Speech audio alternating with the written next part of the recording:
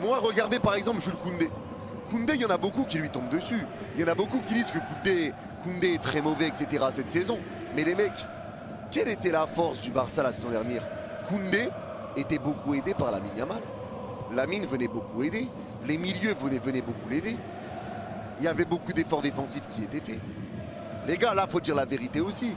Oui, Koundé n'est pas le plus à l'aise cette saison, mais ma parole qu'il n'est pas aidé.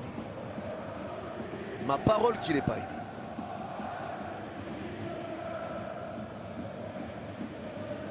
Ma parole, il n'est pas aidé. Et ça tombe sur Koundé.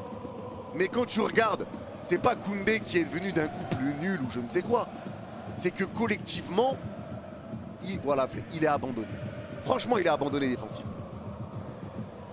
Il est abandonné. Alors certes, là, il y a des moments, c'est un peu dur, etc. Des moments où il craque. Tu le sens quand même. Tu le sens qu'il n'est pas au mieux par rapport à la saison dernière. Tu sens qu'il y a une différence lui aussi, en tant que juste lui-même. Mais les gars, franchement, il y a une grosse diff avec l'état d'esprit de l'an dernier. Hein. Vraiment, il y a une grosse diff. Hein.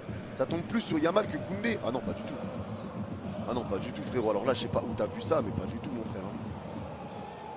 Pas du tout, frérot. Comment tu peux me dire ça tombe plus sur Yamal que Koundé? Il n'y a pas de raison dans tous les cas. Mais absolument pas, frérot.